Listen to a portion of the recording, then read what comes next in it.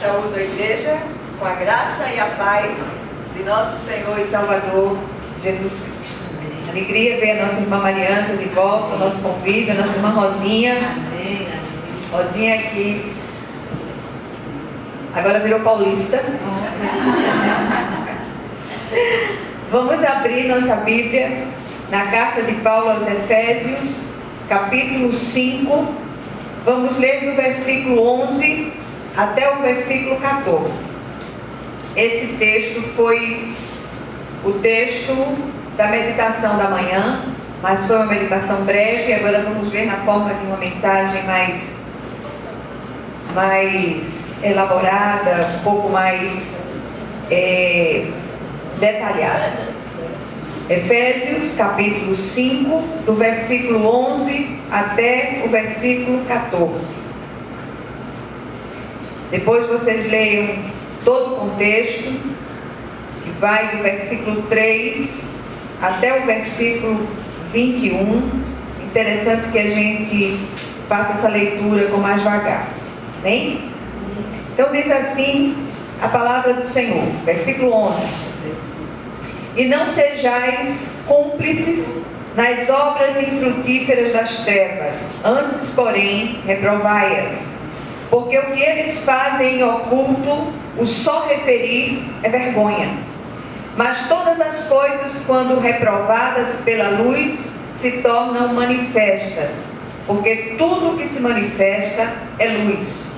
Pelo que diz: desperta, ó tu que dormes, levanta-te de entre os mortos e Cristo te iluminará. Amém? Glória a Deus. Vamos orar. Querido Deus e Pai Celestial, vem falar ao nosso coração, vem ministrar ao nosso espírito, vem nos encher com essa palavra viva, de modo que nenhuma de nós saia daqui do mesmo modo, mas que sejamos profundamente ministradas pelo Teu Espírito, Senhor. Fala, porque o Teu povo ouve, em nome de Jesus. Amém. Amém. Glória a Deus. Minhas irmãs, a gente tem trazido uma série de mensagens, tanto nas meditações da manhã. Rosinha, vem mais para frente, Rosinha, não vai ficar com tosse-cola. Uma série de mensagens sobre a necessidade de um despertamento espiritual. A igreja contemporânea precisa acordar. A igreja contemporânea precisa voltar à prática das primeiras obras, voltar ao primeiro amor. E a gente tem percebido um entorpecimento por parte dos cristãos contemporâneos.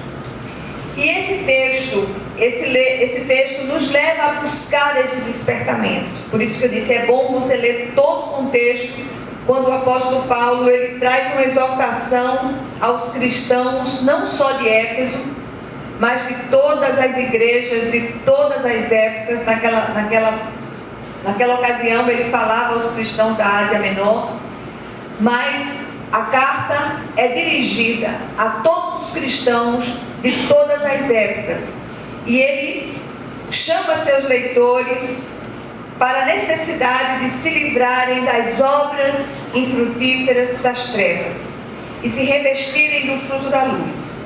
E as palavras dessa exortação parecem extremamente oportunas para nossos dias. A gente tem ouvido muitas pessoas, a gente tem percebido muitas tendências de tentar conciliar a nova vida em Cristo com as inclinações da velha vida e da velha natureza. Isso não tem como se conciliar esse tipo de coisa. A justificação pela fé é um ato único. Nós recebemos o Cristo como Senhor e Salvador por meio daquela procuração espiritual que a gente passa, declarando Jesus como Senhor e Salvador. Mas aí começa um processo mais demorado, que vai até fecharmos os nossos olhos sobre a terra, que se chama o processo de santificação. E só estaremos prontos quando os olhos estiverem fechados e estiverem abertos para a eternidade, para o encontro definitivo com o nosso Senhor. Então, o encontro com Cristo vivo implica na morte da velha natureza. Implica em matar essa velha natureza de fome. A velha natureza, a morte dela é de fome. Vocês sabiam disso? A velha natureza, ela não morre de morte natural. Ela morre porque a gente para de alimentá-la. Ou a gente tem isso em mente, ou então não se discute mais a nossa postura como cristãos. A nossa postura como cristãos, se nós não discernirmos essa realidade espiritual, a nossa postura vai ser uma farsa, sempre uma farsa. Cada uma de nós tem uma área de vulnerabilidade da própria vida que precisa estar em constante vigilância. Jesus diz assim: olha, se o teu olho direito te faz pecar, arranca-o de ti, lança-o fora. É melhor você entrar no reino de Deus caolho do que com os dois olhos você ser lançado no inferno. Se a tua mão direita te faz pecar, aí a gente parafraseia Jesus: se o teu pé direito te faz pecar, falando dos lugares para onde nós temos andado, a gente tem que arrancá-lo e lançá-lo de nós, para que todo o nosso corpo não seja lançado no inferno. Então, muitos estão adormecidos para essa verdade. E falando desse grupo de mulheres, mulheres de Deus, mulheres de oração, mulheres de busca, mulheres que têm muitas dificuldades dentro dos ambientes das famílias, quantas coisas nós temos sido sobrecarregadas por conta de tantas coisas, são tantas as motivações que a gente passaria a tarde inteira aqui falando sobre isso. Mas eu estou me dirigindo a mulheres de oração, mulheres de busca, mulheres que, apesar de todos os pesares, não têm desistido do Senhor, e a gente glorifica demais a Deus por isso. Então, muitos ou muitas pessoas, muitas mulheres, muitas pessoas no geral, estão adormecidas com relação a essas verdades. E segundo os entendidos no assunto, uma pessoa passa 30% da vida dormindo. Eu não estou incluída nesse percentual, né? Vamos combinar. Quem dorme muito corre o risco de passar metade da vida improdutiva. E espiritualmente, nada é mais perigoso do que dormir. E eu não estou falando de dormir, aquele sono que é sinônimo da morte, adormecer em Cristo, como sinônimo de morrer nesta vida. Mas esse dormir, esse esfriar na fé, acomodar-se, somos chamados em todo tempo à vigilância. O nosso corpo dorme, a nossa alma e as nossas emoções, elas dormem, mas o nosso espírito precisa permanecer acordado, vigilante e em oração. Porque o diabo, nosso adversário, ele anda ao derredor. Ele não dorme. Eu já descobri que ele tem duas qualidades, como dizia o irmão Celestino. Ele é perseverante e ele está sempre alerta. Sempre esperando uma oportunidade que a gente vacile para ele tragar. Então, por isso que é preciso que o cristão esteja sempre alerta, sempre acordado. E a Bíblia está cheia de relatos de pessoas que dormiram fora de hora e pagaram caro por seu sono inoportuno. Primeiro, Sansão. Nunca vi um cabra tão besta feito Sansão. Dormiu, perdeu a força. Esbozete, filho de Saul, dormiu e foi morto. As 5 virgens nécias dormiram e perderam o noivo. Sísera, que era o comandante do exército assírio, dormiu e foi morto por uma mulher, que já era uma desonra para eles naquela época. Eutico também dormiu durante um longo discurso de Paulo, um sermão de Paulo. Ele achou enfadonho, caiu, morreu, caiu morto. Foi ressuscitado, mas caiu morto. E nesses dias que antecedem a segunda vinda de Jesus, nunca a vigilância foi tão importante para nós. Todos os sinais mostram que o maligno tem armado as suas astutas ciladas de todas as formas para tentar nos tragar. Então é preciso oração e vigilância. Por isso o Senhor está requerendo esse despertamento espiritual de nós de maneira urgente. Os que dormem fisicamente procuram a escuridão. Espiritualmente é do mesmo jeito. E Paulo chama a atenção dos seus leitores aqui a não se tornarem cúmplices, associados às obras infrutíferas das trevas. E essa cumplicidade com as trevas nos tem levado a um entorpecimento ao ponto de fazermos coisas reprováveis à luz. Eu li certa vez um relato interessante a respeito dos motoristas que são treinados para dirigir à noite. Diz que esses motoristas, que rendem os motoristas diurnos, cada vez que eles param, eles são submetidos a uma overdose de luz, essa luz branca. E eles passam um tempo numa sala extremamente iluminada por essa luz branca, para que haja o despertamento. Mesmo que eles durmam de dia, mas eles precisam ser submetidos à luz. Então, semelhantemente, do mesmo modo, nós precisamos ser submetidos à luz de Jesus, porque também estamos dirigindo à noite, nesse mundo tenebroso. É preciso que a luz de Jesus esteja sempre diante dos nossos olhos, para que sejamos despertados. A gente encontra aqui no texto, pelo menos 3 recomendações de maneira implícita para um genuíno despertamento espiritual.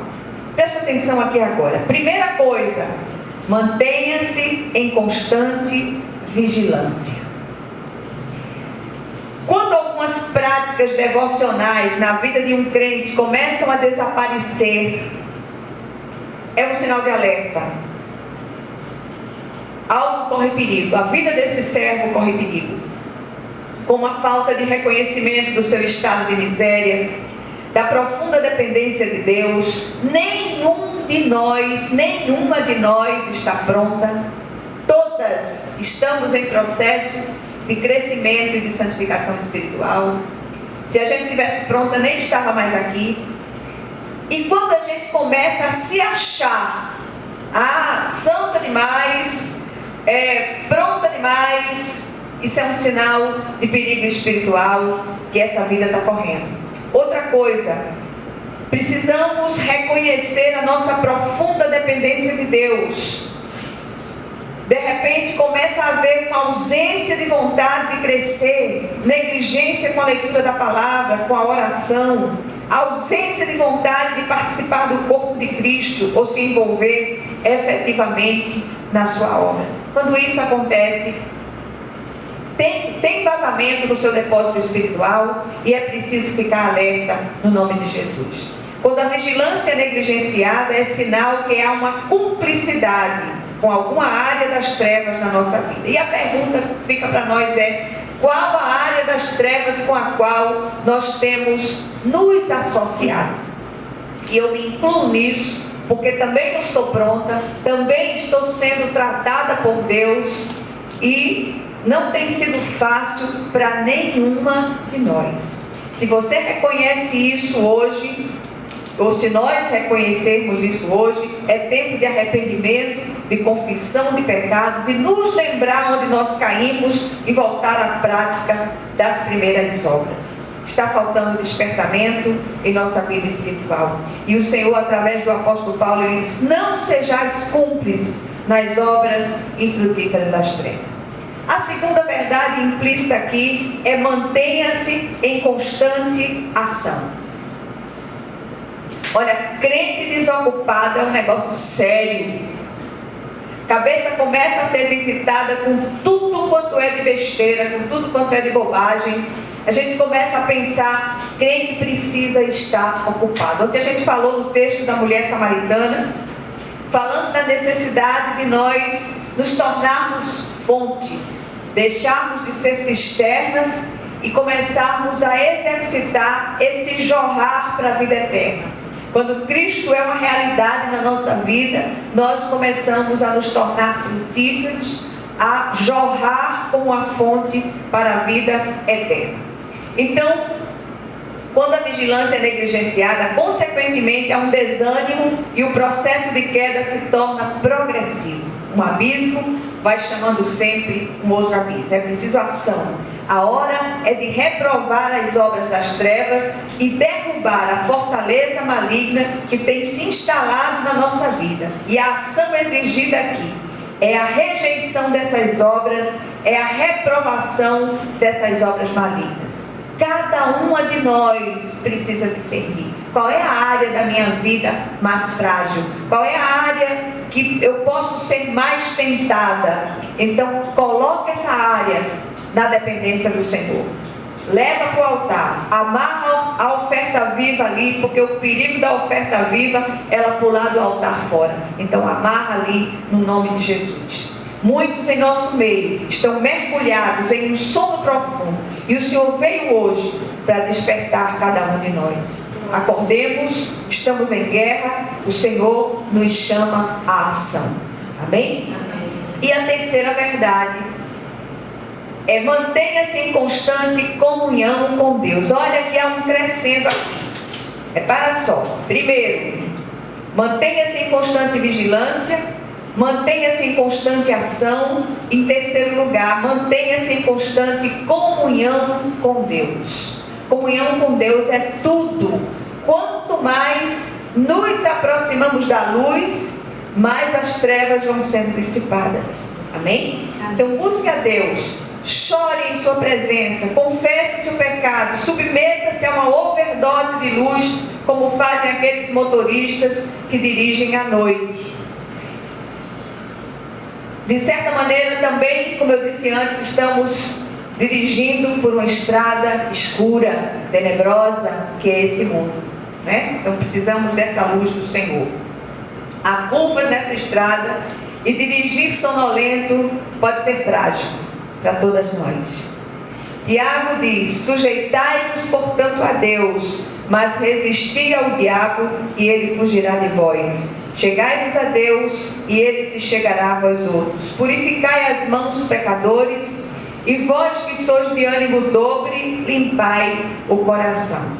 Reaproximemo-nos de Deus. Recebamos esse holofote celestial hoje na nossa vida, mais uma vez. Estreitemos o nosso relacionamento, para não fazer como aqueles citados pelo velho hino, que eu ia até pedir para a Ilha cantar, mas acabei não participando do momento do louvor, que diz assim: muitos que corriam bem, de longe agora vão.